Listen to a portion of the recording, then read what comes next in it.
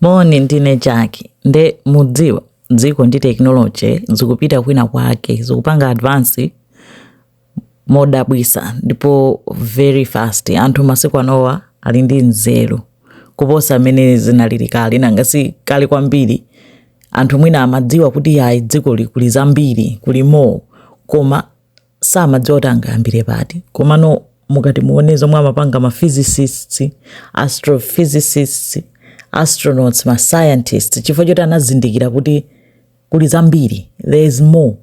Taganizani kunena kuti ma 1940 chakuti ma network yake anthu samadziwa kuti ma network yake ali mmene alilimo, mmene timapangira kuimbirana mafoni, ma instant message, ma WhatsApp chani, kumayankhulana ma video call, mmene timapangiramo zonsezi kunalibiretu. Koma taona nimene dziko lasinthira, ndipo likadasinthabe, ndipo kaya 50 years from now dziko lidzakhala la mtundu wanji sitikudziwa, koma zikuchitabe advance.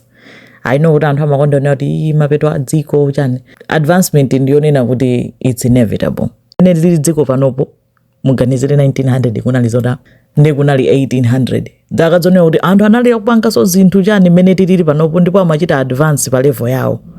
Komano panopo chifukwa chonena kuti anthu anadziwa kuti kuli zambiri kunjako, akumadziwa kuchita tap into zinthu zonena kuti wow. Ndenkhaniyo ndibwerere kwa Elon Musk. Uyu wapanga ma robovan yo, wapanga ma robovan, ma robot truck, ma robot yake aja ma Optimus humanoid.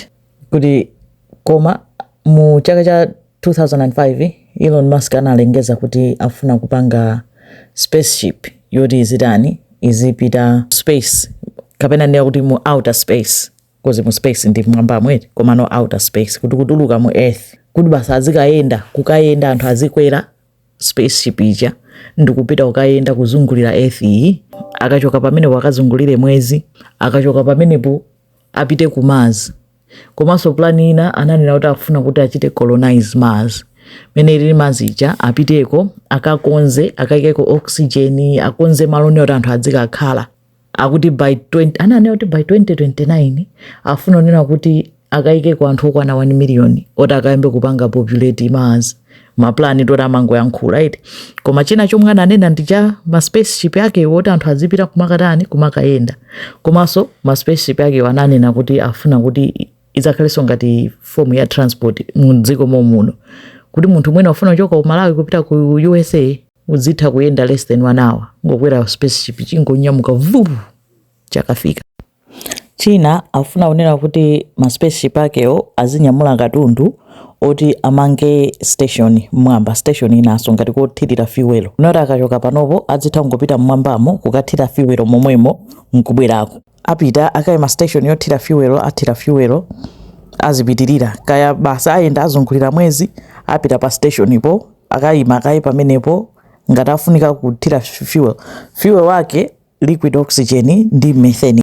Adayamba maplani akewo nakasubwino wake ali ndalama, koma ola akhale ndalama choncho akayamba facho ne oti samango yankhula, amayankhula kwa kuyesera kuti atani apange zinthuzo. Nde akayamba kupanga zotero zo ma investors amathamanga mabwera kunena kuti ya ife tikuyikapo ndalama, ife tikuyikapo ndalama, chifukwa kuchita launch kunena kuti spaceship inyamuke ulendo mwina umodzi okha zimatha kukwana ndalama 1.13 billion US dollars budget yokha.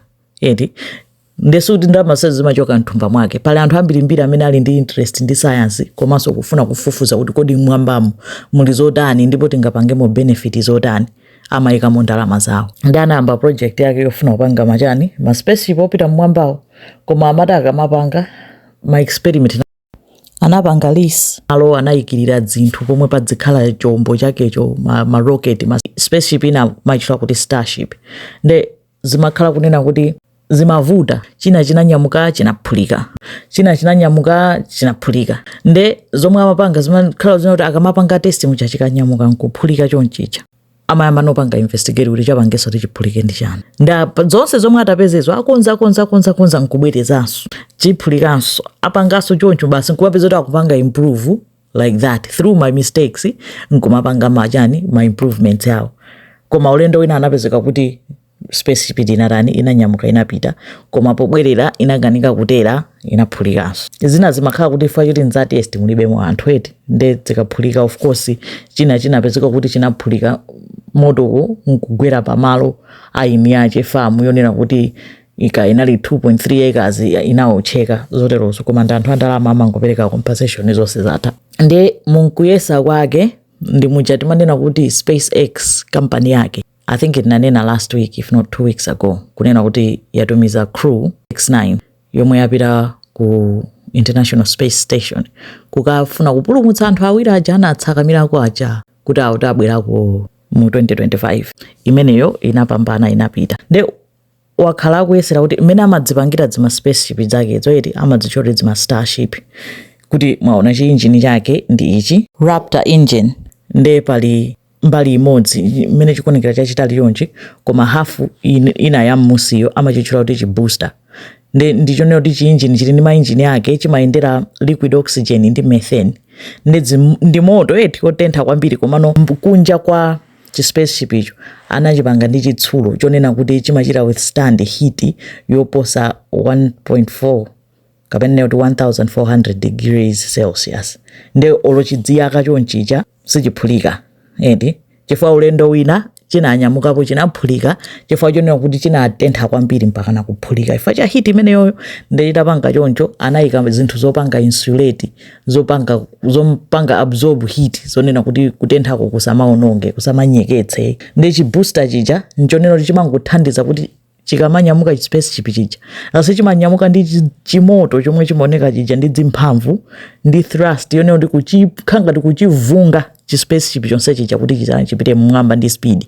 Nde chikafika pa height ina yake kapena kuti pa level ina yake kandi kuti pa altitude ina yake chimachita separate. Chifano ikafika pa altitude imeneyo booster ija sikufunikanso chakankha mokwanira nde chimachita separate chimadukana booster ija ikuyenera kutani kugwa.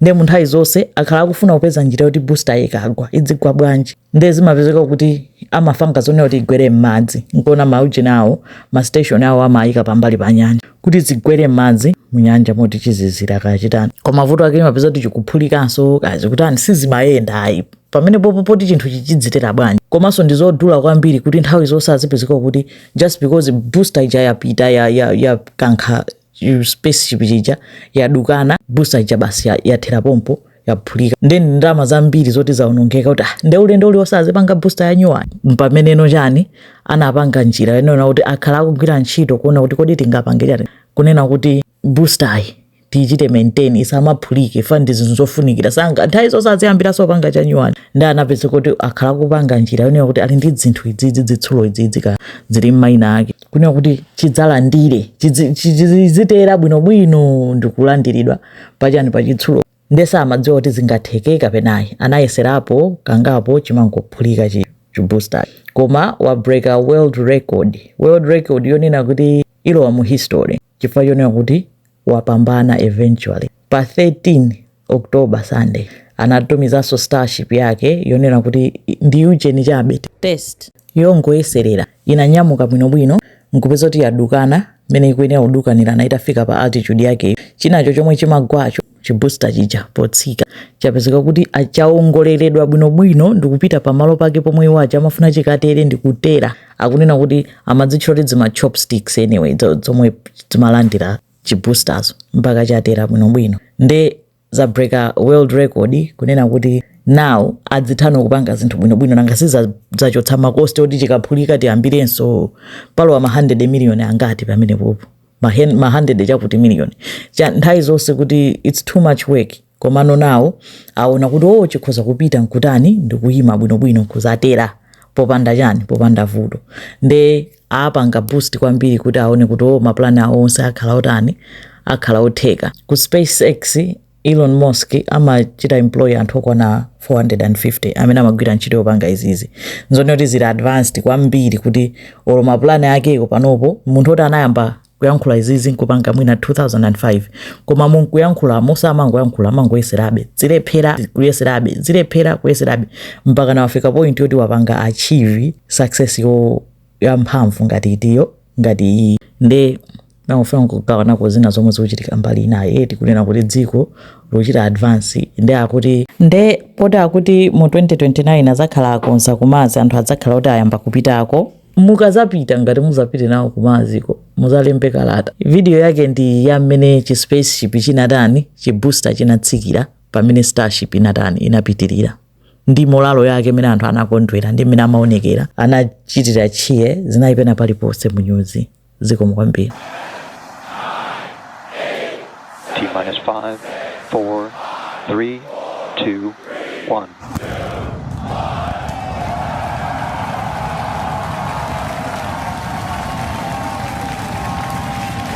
We have liftoff. Vehicles pitching downrange. Apa mene chimanyamuka chonse chisanadukane.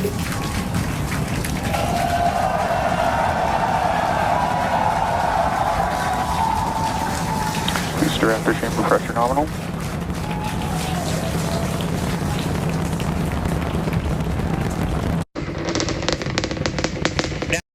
Moto nde wa liquid oxygen ndi methane gas ndi manena uja.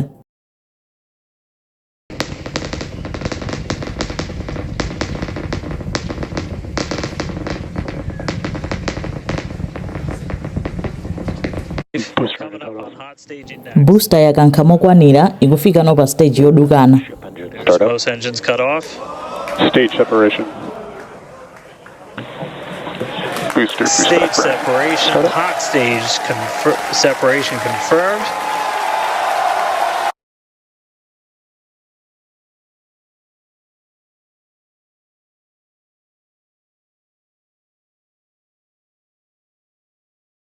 Apa booster ikubwerera pamene nthawi zonse imaphulika apa pasa amadziwa kuti iphulika kapena ipanga zomwe anayipanga program kuti ipange kukatera pa ma chopsticks. 3 Raptor engines.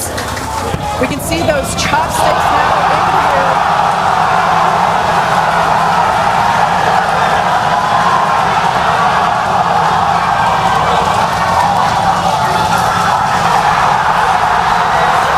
booster running current shutdown. Nicodilla has popped the booster.